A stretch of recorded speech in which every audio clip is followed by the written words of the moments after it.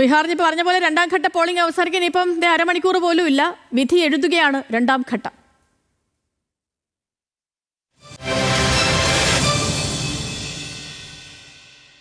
ബീഹാറിലെ രണ്ടാം ഘട്ട വോട്ടെടുപ്പിലും മികച്ച പോളിംഗ് ആണ്. 112 മണ്ഡലങ്ങളിലായി ജനവിധി തേടുന്നത് 15 മന്ത്രിമാർ അടക്കം 1302 സ്ഥാനാർത്ഥികളാണ്. ചെങ്കോട്ട സ്ഫോടനത്തിന്റെ പശ്ചാത്തലത്തിൽ കനത്ത സുരക്ഷയും ഒരുക്കിയിരുന്നു ബീഹാറിൽ. VS സനോജ് വിവരങ്ങളുമായിട്ട് ചേരുന്നുണ്ട്. സനോജ്, ഈ സമയം ഇനിയില്ല, കുറച്ച് സമയം കൂടി മാത്രമേ ഉള്ളൂ വോട്ടെടുപ്പ് അവസാനിക്കാൻ. അപ്പോൾ രണ്ടാം ഘട്ട വിധിയെടുത്ത് അന്ത്യത്തിലേക്ക് എത്തുമ്പോൾ എങ്ങനെയാണ് ഇപ്പോൾ നിലവിൽ വരുന്ന ഒരു പോളിംഗ് പെർസെൻറ്റേജ് എങ്ങനെയാണ്?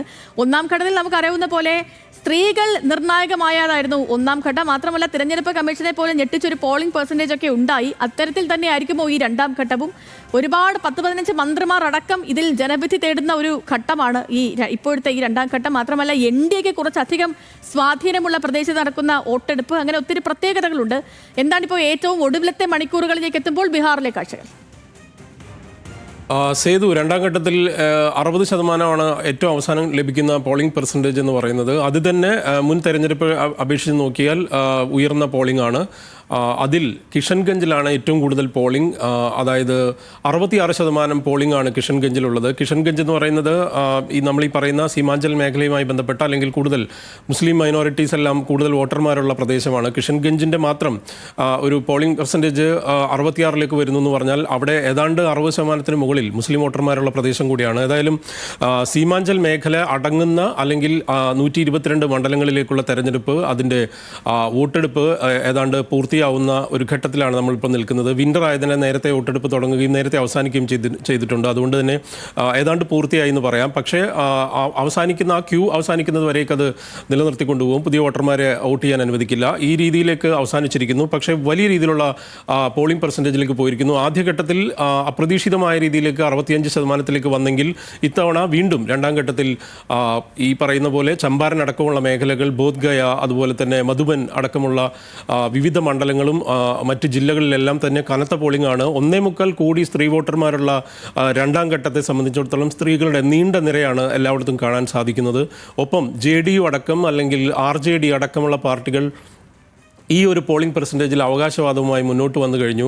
നിലവിൽ ഈ 122 മണ്ഡലങ്ങളിൽ നേരത്തെ സേതു പറഞ്ഞതുപോലെ 1302 സ്ഥാനാർത്ഥികൾ മത്സരിക്കുന്നു. 19ഓളം പട്ടികജാതി മണ്ഡലങ്ങളും 2 പട്ടികവർഗ മണ്ഡലങ്ങളും ഉണ്ട്. ഒപ്പം മുൻ തെരഞ്ഞെടുപ്പുകളിൽ നേരത്തെ പറഞ്ഞതുപോലെ 69ഓളം സീറ്റ് കഴിഞ്ഞ 2020 NDA സഖ്യത്തിന് മേൽക്കൈ നേടിക്കൊടുത്ത അല്ലെങ്കിൽ ടോട്ടൽ അവർ 69 സീറ്റ് നേടിയ മേഖലയാണ്. ഒപ്പം 2024 ലോക്സഭാ തെരഞ്ഞെടുപ്പിലും ഏതാണ്ട് 70-ലധികം മണ്ഡലങ്ങൾ, നിയമസഭാ മണ്ഡലങ്ങളിൽ അവർക്ക് ലീഡ് ലഭിച്ച മേഖല കൂടിയാണിത്. ഒപ്പം മറ്റൊരു കാര്യമുള്ളത് ഉത്തർപ്രദേശിൻ്റെയും നേപ്പാളിൻ്റെയും ജാർഖണ്ഡിൻ്റെയും ഒക്കെ അതിർത്തി പ്രദേശങ്ങൾ കൂടിയാണ്.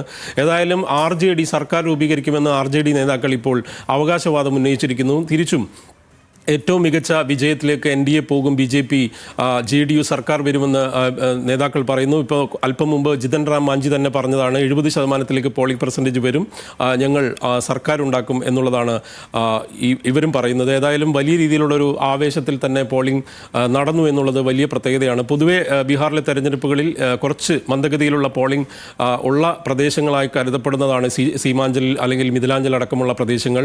ഒപ്പം തന്നെ അത് മറ്റ് സംസ്ഥാനങ്ങളുമായി അതിർത്തി പങ്കിടുന്നു. ബോധ്ഗയൊക്കെ നേപ്പാളുമായി ബന്ധപ്പെടുന്ന മേഖല കൂടിയാണ്.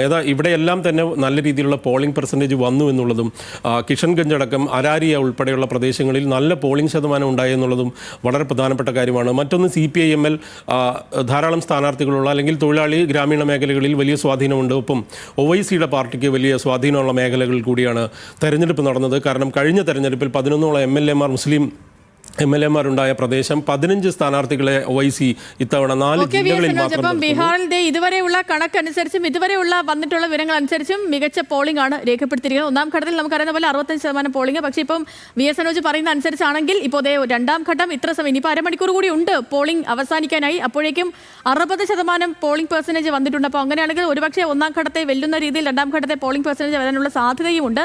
വിവരങ്ങൾ നൽകുകയായിരുന്നു VS സനോജ്.